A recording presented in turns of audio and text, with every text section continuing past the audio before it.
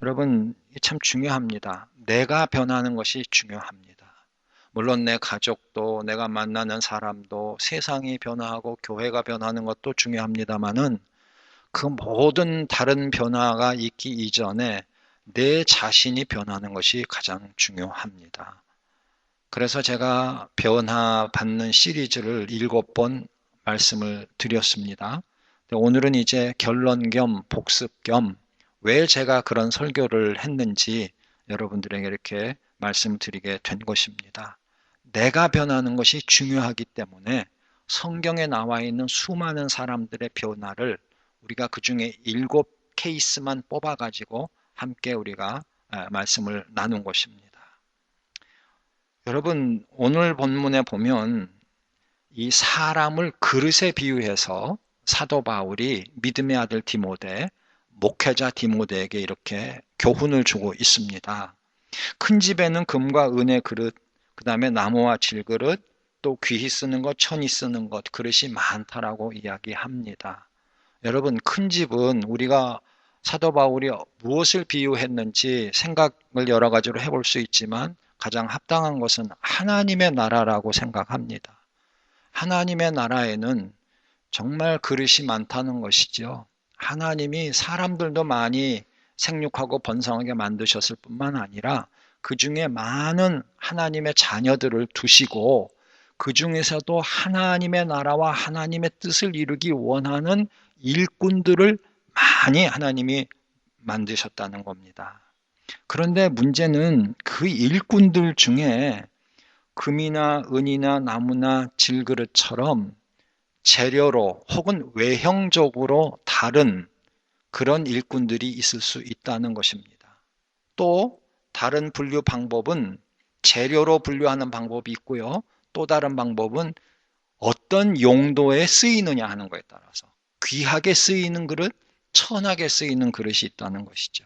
재료도 중요합니다. 용도도 중요합니다. 그래서 지금 이렇게 비유한 것입니다. 여기서 우리가 얻을 수 있는 교훈은요, 정말 일꾼은 많고 재료로 여러 가지가 있지만 정말 중요한 게 뭐냐 하면 귀하게 쓰임 받는 것이 중요하다는 사실입니다. 아무리 금그릇이라도 개 밥그릇으로 쓰면 그건 개 밥그릇일 뿐입니다. 그러나 아무리 나무 그릇이라도 목수이신 예수 그리스도께서 마시는 컵이 된다면, 잡수시듯 음식 그릇이 된다면 그거는 정말 성육신하신 예수님 식기가 된 것이니까 정말로 귀하게 쓰임받은 거 아니겠습니까? 여러분, 물론 재료가 중요합니다. 그러나 외형적인 것도 중요합니다. 그러나 그것이 전부가 아니라는 말입니다. 오히려 하나님은 역설적으로 세상에서 가치가 있고 값이 나가고 귀하게 여겨지는 그런 물질이나 재료를 가지고 오히려 천하게 밑으로 내리실 수도 있고 모든 사람들이 업신여기는 그런 재료를 가지고 오히려 더 높여서 귀하게 사용하실 수 있다는 것입니다. 다시 말하면 하나님의 마음입니다. 하나님의 뜻입니다. 하나님이 그 그릇을 어떻게 쓰시겠냐에 달려 있다는 것입니다. 우리는 푸념을 많이 하지요. 나는 생긴 게 이래. 나는 건강하지도 못해. 나는 배운 것도 없어. 나는 가진 것도 없어. 나는 요즘으로 말하면 기계치. 기계치가 뭔지 아십니까? 이 기계 작동을 잘 못하는 거예요. 컴맹 그러면 컴퓨터 못하는 거예요. 요즘 컴퓨터 못하고 이 기계 못 만지면 완전 진짜 도태되는 그런 세대입니다. 얼마나 빠르고 정말 얼마나 풍부한 것들을 취하고 누릴 수 있는지요. 저도 도저히 저도 옛날 사람들에게 저도 그 석기시대 사람이 돼가지고요. 잘 못하는데요. 그런데요, 요즘 우리가 부러워할 게 너무 많아요. 그리고 또 무능력한 이야기를 스스로 하게 될 수밖에 없는 그런 상황이 있어요. 난 이것도 못하고 저것도 못하고 가진 것도 없고 배운 것도 없고 이러고 우리는 얘기를 합니다. 그런데요, 그런 것들도 중요하긴 하지만 그럼에도 불구하고 하나님이 그런 사람을 쓰시겠다라고 하면 그는 쓰임을 받는 것입니다. 우리 생각에는 저런 사람이 어떻게 쓰임을 받을까? 그렇게 생각하지만 아니에요. 하나님은 오히려 그런 사람을 들어서 쓰실 수 있다는 것입니다. 오히려 배우고 가진 것이 많고 능력이 많은 그런 사람들을 부끄럽게 하실 수 있다는 것이죠. 그렇다면 하나님은 어떤 법칙도 없이 완전히 그냥 하나님 순전히 마음대로 그렇게 마구잡이로 하시는가? 또 그렇게 잘못 생각할 수 있어요. 그렇지 않습니다. 왜 이런 비유를 사도 바울이 주느냐 하면 그 다음 절 21절에 그 포인트가 있어요. 그러므로 누구든지 이런 것에서 자기를 깨끗하게 하면 귀히 쓰는 그릇이 되어 그랬습니다. 누가 귀히 쓰이느냐? 그것은 재료가, 외모가 그것이 중요한 게 아니라는 것이에요. 남이 보이기에 세상적인 가치 판단 그런 게 중요하지 않다는 것입니다.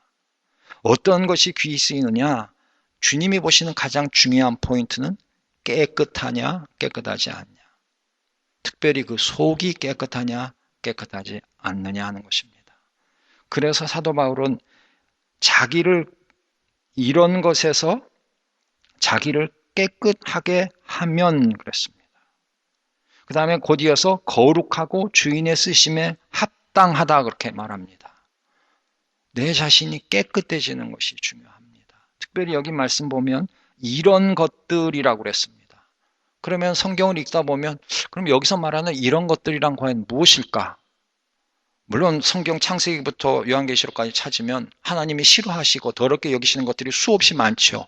그런 걸 다 우리가 없애버려야 되는 것인가? 넓게는 그렇게 생각할 수도 있지만 이 디모데후서 2장만 가지고 한번 생각해 보자는 것입니다. 여러분 이 디모데후서에서 14절부터 26절까지가 하나의 문단이고 인정받는 일꾼이 되라고 부끄러울 것이 없는 일꾼이 되라고 말씀을 주시는 것인데요. 이런 것들로부터 떠나라 하는 것 딱 두 가지만 말씀을 드릴게요. 더 많이 말씀드릴 수 있지만 오늘은 두 가지만 말씀드립니다. 이 가까운 앞뒤 문맥을 살폈을 때에 첫 번째로 우리가 이런 것들 깨끗하게 해야 될 게 뭐냐면 16절 있는 말씀이에요. 16절, 17절. 여러분들 주보 안에 드린 프린트에 나와 있죠. 우리 16절, 17절 같이 읽겠습니다. 시작. 망령되고 헛된 말을 버리라. 너희는 경건치 아니함에 점점 나아가나니 저희는 저희 말은 독한 창질에 썩어져 감과 같은데 그 중에 후메네오와 빌레도가 있느니라.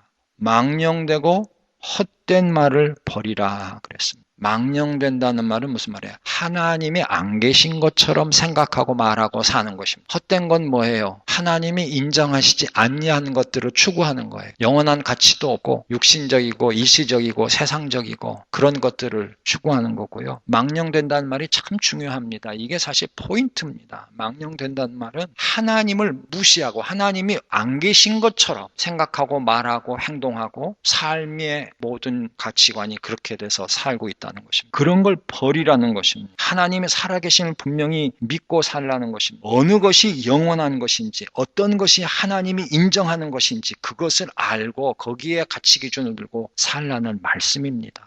그런 사람들이 깨끗하게 된다는 것입니다. 두 번째로요. 이런 것들로부터 깨끗하게 되라. 이 본문 말씀 후반부에 있는 거예요. 그 뒤에 나오는 거예요. 22절 말씀. 22절 함께 읽습니다. 시작. 또한 내가 청년의 정욕을 피하고 주를 깨끗한 마음으로 부르는 자들과 함께 의와 믿음과 사랑과 화평을 조주라. 정욕을 피하라 그럽니다. 그리고 깨끗한 마음을 부르는 자들과 함께 의와 믿음과 사랑과 화평을 추구하는 삶을 살아라. 이렇게 말씀했습니다. 그것을 행하는 자가 자기를 이런 것들로부터 깨끗하게 하는 자라고 말씀을 하시고 있는 것입니다. 자, 이제 우리는 부담되기 시작합니다. 첫째는 망령되고 헛된 말 버리라. 이거는 그래도 우리가 좀 할 수 있을 것 같아요. 그죠? 성경 내가 뭐 이렇게 하나님 안 계신 것처럼 그렇게 산 것 별로 없고 또 내가 나름대로 영적인 것을 얼마나 추구를 많이 했으니까 되는데 문제는 정욕을 피하다. 이것도 내가 욕심을 막 자제를 많이 해서 나는 이만하면 내 욕심을 육신적인 욕심을 다스리면서 사니까 이 정도면 난 됐다라고 생각할 수 있을 거예요. 근데 문제는 우리가 공통적으로 어려움을 느끼는 게 의와 믿음과 사랑과 화평을 조추라. 이것이 우리에게 부담이 되는 것이에요. 이거는 마치 성령의 열매 중에 있는 것들과 같은 거죠. 의와 믿음과 사랑과 화평을 조추. 의는 이건 예수 그리스도 그리스도의 의, 하나님의 의입니다. 도덕적인 의가 아닙니다. 세상적으로 보는 법적인 의가 아닙니다. 이것은 하나님의 공의를 말하고 있습니다. 믿음은 무엇입니까? 우리가 가져야 하는 예수 그리스도 안에서의 믿음이고 하나님을 절대적인 주권자, 창조주로 섬기는 믿음입니다. 사랑과 화평은 제가 더 설명드리지 않아도 되겠지요. 여러분, 사랑하기가 얼마나 힘듭니까? 정말 사랑하려고 어떤 분이 그런 얘기를 했어요. 사람은 사랑해보려고 노력하지 않으면 자기가 얼마나 사랑이 부족한 사람인지를 깨닫지 못한다 그랬어요. 뒤집어 얘기하면 어떤 사람을 사랑하려고 노력하기 시작할 때에서 비로소 내가 얼마나 사랑이 부족한 사람인가를 깨닫게 된다는 것입니다. 아내를 사랑해야 되겠는데, 남편을 사랑해야 되겠는데, 부모와 자식을 사랑해야 되겠는데, 진짜 사랑을 쏟아 부으려고 보니까 내가 얼마나 사랑이 부족한 사람인가 깨닫게 된다는 것입니다. 성도들 간에도 내가 사랑을 해야지 하고 사랑을 해보려고 노력을 하는데 하다 보면 너무도 사랑하기가 힘든 것을, 내가 사랑하기에 부족한 사람인 것을 깊이 깨닫게 된다는 것입니다. 사랑이 부족한 사람, 저도 그렇습니다. 얼마나 사랑이 부족한지 믿습니다. 또 화평은 어떤가요? 화평을 깨는 사람, 제가 목회자지만 화평을 깨는 말과 행동을 참 많이 하지요. 부끄러운 일입니다. 사과하기도 용서를 구하기도 이제는 얼굴이 뜨거워서 하기가 어려운 상황이 돼버리고 말았는데, 여러분, 화평을 이것도 이루고자 하면 걸리는 게 너무 많아. 걸려서 넘어지는 경우가 너무 자주 있게 돼요. 사랑을 해보려고 노력을 해보십시오. 그런데 이런 걸 해보려고 하면 우리가 얼마나 부족한 사람인가를 깨닫게. 그렇게 되면 어떻게 돼요? 아이고, 나는 깨끗해. 나 스스로 나를 깨끗게 하기는 틀려. 우리는 자포자기할 그런 위험에 빠집니다. 그런데요, 우리에게 위로를 주시는 말씀이 있어요. 격려가 되는 말씀이 있어요. 가만히 생각하면 우리가 언제 깨끗해집니까? 우리가 죄인이었을 때, 탕자가 돼지 우리에 들어가 있을 때 더러웠잖아요. 근데요, 탕자가 언제 깨끗해집니까? 자기 아버지 집에 돌아왔을 때. 누가 깨끗하게 해줍니까? 자기 아버지가 종들을 시켜서 목욕을 다 시키고 더러운 옷 다 벗기고 목욕시키고 깨끗한 옷 입히고 신발을 새거를 시켜. 그죠? 아버지가 해주시. 우리도요, 우리가 죄인 되었을 때 우리가 의인 됐습니까? 우리가 죄 문제 스스로 해결했습니까? 아니잖아요. 하나님 아버지께서 예수 그리스도를 보내주셔서 우리는 아무것도 한 것이 없어요. 예수 그리스도 십자가의 보혈의 공, 우리는 믿기만 하면 됐어요. 그러니까 깨끗게 되는 게, 우리가 구속받은 것도 그렇잖아요. 그런데 그러면 우리가 우리의 그리스도인의 삶 속에서, 일꾼으로서의 삶 속에서 어떻게 깨끗하게 돼서 귀하게 쓰임 받을 수 있을까? 누가 나를 깨끗게 해주실까? 누가 해주실 수 있어요? 똑같아요. 우리가 구원받을 땐 똑같이 하나님 아버지께서 예수 그리스도를 통해서. 그래서 제가 요한복음 15장 말씀 거기 써놓은 거예요. 주보 다시 펼치시고 그 말씀 같이 읽으십시다. 요한복음 15장 1절로 4절 말씀 우리가 한번 같이 읽으십시다. 요한복음 15장 1절 4절 주보 안에 제가 다 프린트해 왔습니다. 함께 읽겠습니다. 시작. 내가 참 포도나무요 내 아버지는 그 농부라. 무릇 내게 있어 과실을 맺지 아니하는 가지는 아버지께서 이를 제해 버리시고 무릇 과실을 맺는 가지는 더 과실을 맺게 하려 하여 이를 깨끗게 하시느니라. 너희는 내가 일러준 말로 이미 깨끗하였으니 내 안에 거하라. 나도 너희 안에 거하리라. 가지가 포도나무에 붙어있지 아니하면 절로 과실을 맺을 수 없음 같이 너희도 내 안에 있지 아니하면 그러하리라. 그랬습니다. 여기서요, 과실을 맺지 않는 가지는 제해버린다고 그랬어요. 제해버린다는 말이 가지 쳐버린다는 말이에요. 썩은 가지, 마른 가지, 열매 맺지 못하는 가지는 사정없이 톱이나 칼로 다 쳐내버립니다. 그런데요, 열매 맺는 가지에는 어떻게 한다고 그랬어요? 깨끗게 해주신다고 그랬어요. 더 많은 열매를 맺게 하기 위해서. 그런데 여기 깨끗게 해주신다는 말이 가지친다는 말하고 같은 말이에요. 나무 가지를 어떻게 깨끗하게 합니까? 가지치기 해주는 것입니다. 그래서 가지치기에는 두 가지 종류가 있다는 것이죠. 불필요한 것, 나쁜 것, 아주 가지를 쳐서 불태워버리는 것입니다. 다른 가지치기는 이미 열매 맺고 있는 것, 잘하는 것을 더 좋게, 더 잘 열매를 맺으셨다 하기 위해서 아픔이 있지만 가지를 쳐준다는 거예요. 근데 이걸 누가 해주시냐면 하나님이 해주신다. 예수 그리스도를 통해서. 예수님은 또 뭐라고 그러셨어요? 너희들이 이미 내 말로 깨끗해졌다라고 말씀합니다. 그렇죠? 내 말로 너희들이 깨끗해질 것이다. 미래용으로 말씀하시지 않았어요. 제자들 보고 하신 말씀이 이미 너희들은 깨끗해졌다고 그랬습니다. 그런데요, 너무 이상한 것이 예수님 요한복음 15장 말씀 이 말씀하신 이후에 예수님 십자가에 달리셨을 때 제자들은 뭔 짓 하고 있었어요? 다 도망갔고 베드로는 3번이나 예수님을 부인하고 저주까지 하지 않았습니까? 근데 15장에서 이미 깨끗해졌다고 그럽니다.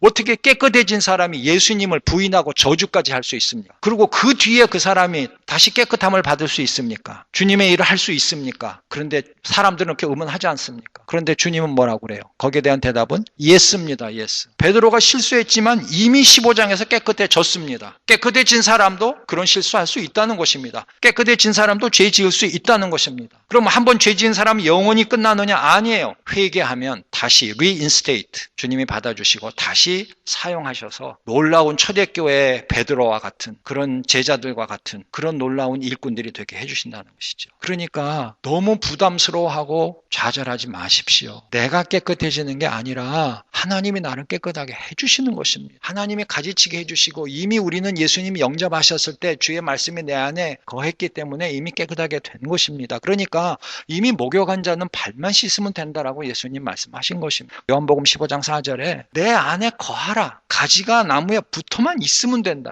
우리가 주님 안에 거하고 주님이 내 안에 계시기만 하면 되는 거예요. 우리가 주님과 연결만 돼 있으면 되는 거예요. 그러면 우리는 죄를 지어도 다시 깨끗하게 될 수 있는 것입니다. 그래서 요한일서 1장 9절에 너희가 너희 죄를 자백하면 저는 미쁘시고 의로서 너희 죄를 깨끗게 하실 것이요.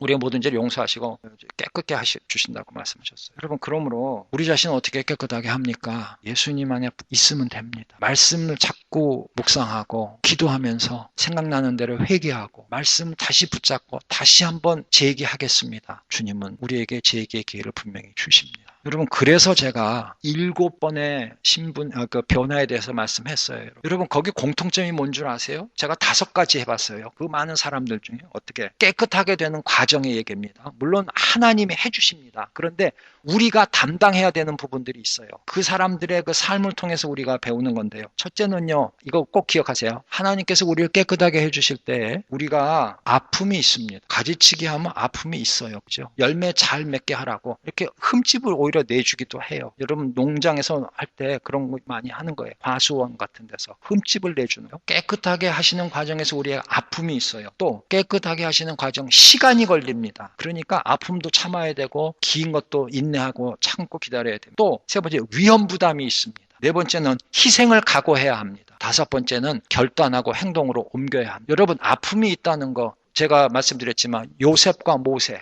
아픔이 있었잖아요. 요셉은 형들한테 배반당하고 죽을 뻔하지 않았습니까? 주인께 충성했더니 주인의 아내가 모함을 해서 죽을 뻔하지 않았습니까? 아픔이 있습니다. 또 시간이 걸리잖아요. 요셉은 17살 때부터 30살 될 때까지 13년 동안 종살이를 하면서 죄수로 살면서 그것을 견뎌내야 했습니다. 모세는 어떻습니까? 모세도 하루아침에 신분이 도망자, 살인자의 신분이 돼서 광야로 쫓겨나가가지고 궁에서 있었던 40년을 마치 보상이라도 하듯이 광야에서 먼지 날리면서 그것도 장인의 양을 치는 40년을 또 보내지 않았습니까? 모세도 아픔이 있었고요. 여러분, 40년을 견딘다는 거 이게 쉽습니까? 아니에요.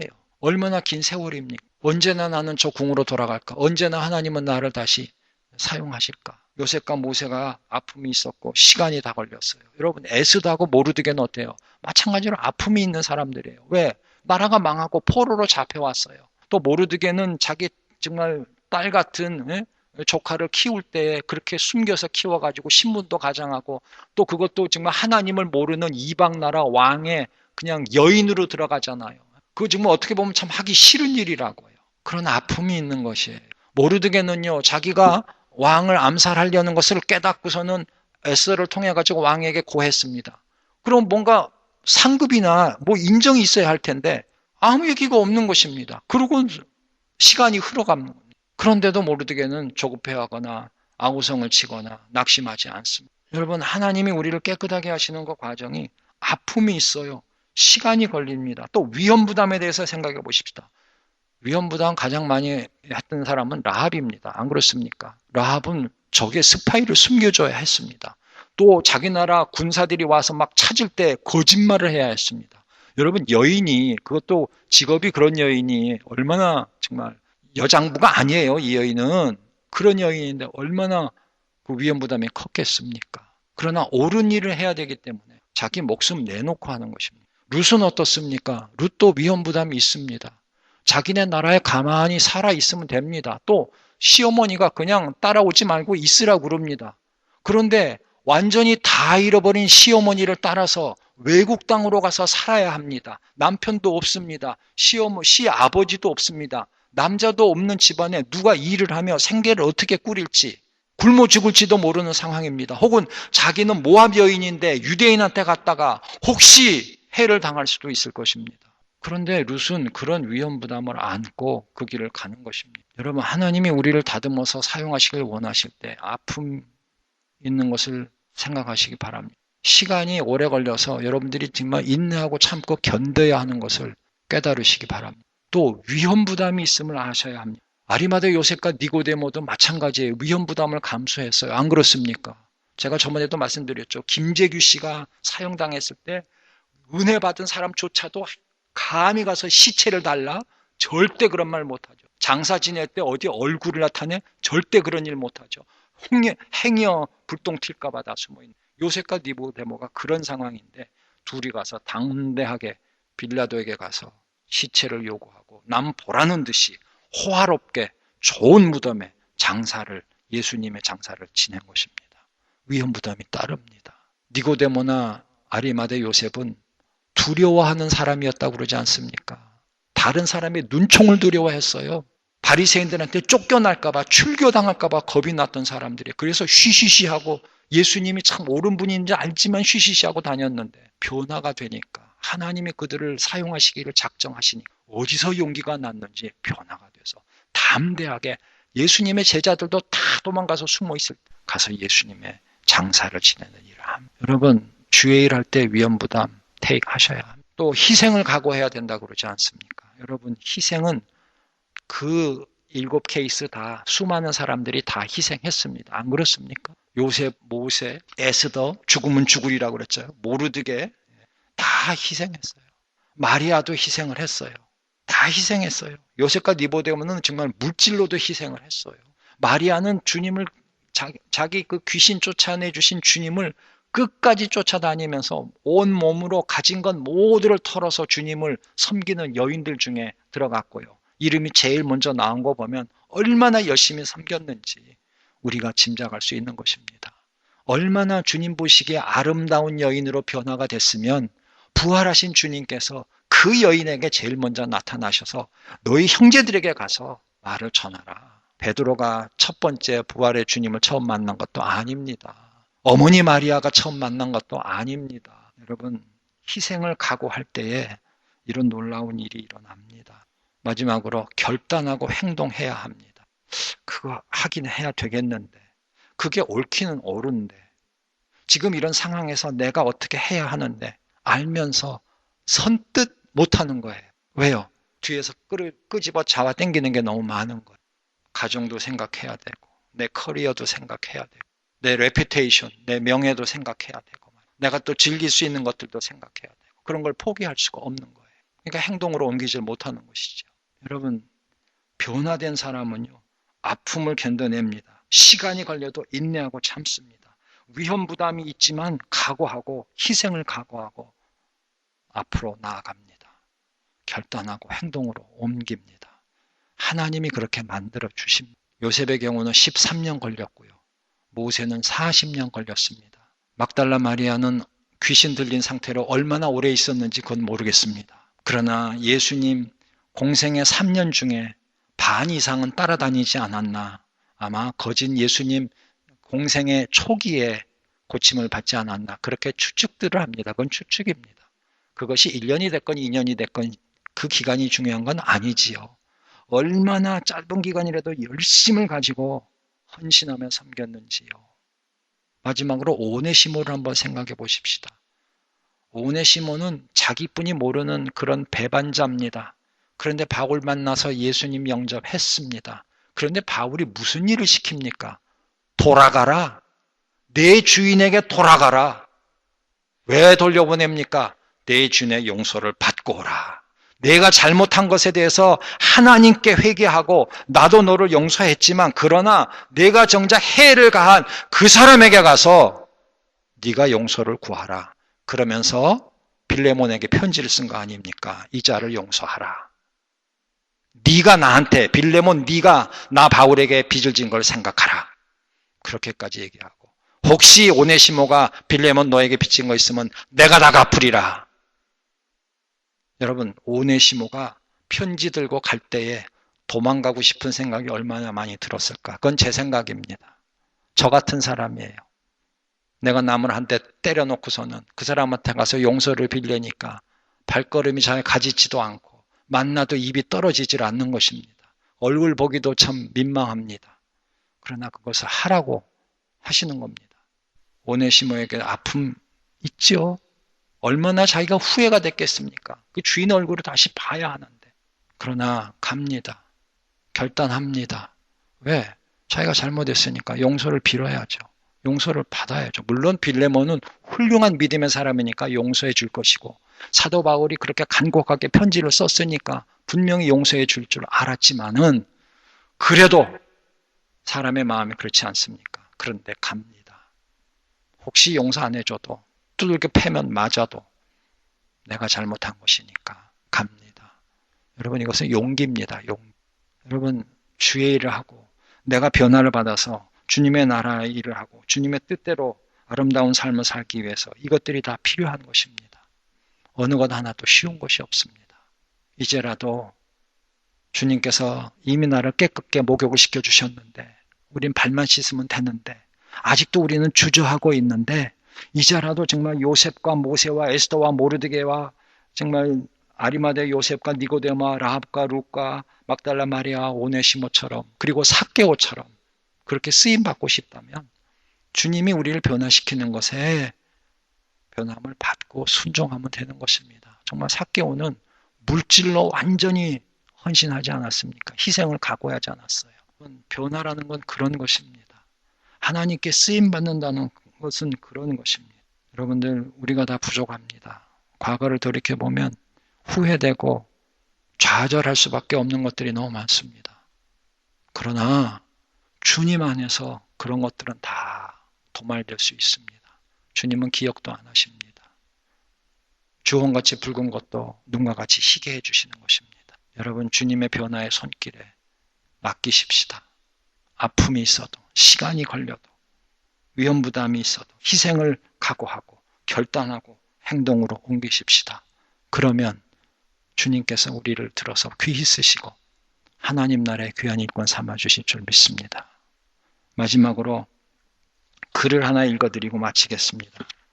이 글은 1992년도 8월 31일자 생명의 삶에 올려져 있는 글입니다. 저는 옛날 거부터 생명의 삶을 쫙 모아놓은 게 있습니다. 가끔 예화 찾기 위해서 보는데 이 디모데후서 2장 20절로 26절 부분을 오늘의 묵상하면서 제목은 주의 종의 자세입니다. 근데 그 본문 설명 중에 이런 말이 있어요. 잘 들어보시기 바랍니다. 그릇이 처음 만들어질 때 어떤 일에든 사용되기 위해 만들어졌듯이 성도들은 누구나가 목적을 가지고 태어나게 됩니다. 모든 성도들은 교회의 지체로 할 일을 가지고 있기 마련입니다. 그러나 그릇들이 많이 있더라도 잘 사용되는 그릇, 그렇지 못한 그릇, 중요한 일에 사용되는 그릇, 부끄러운 일에 사용되는 그릇들이 있듯이 성도들도 용도에 따라 가치가 달라집니다.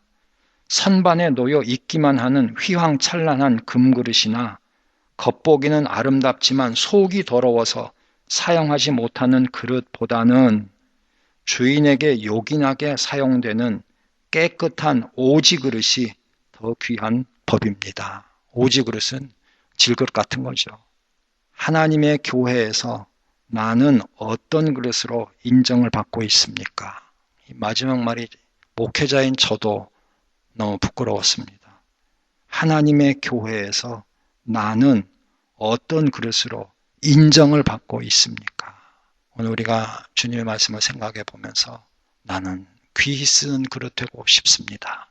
나를 깨끗게 하여 주시고 변화시켜 주시고 사용하시고 영광 거두어 주시고 이 교회에 하나님의 나라에 유익하게 하여 주시옵소서. 다 함께 고백하는 저와 여러분 될 수 있기를 간절히 기원합니다.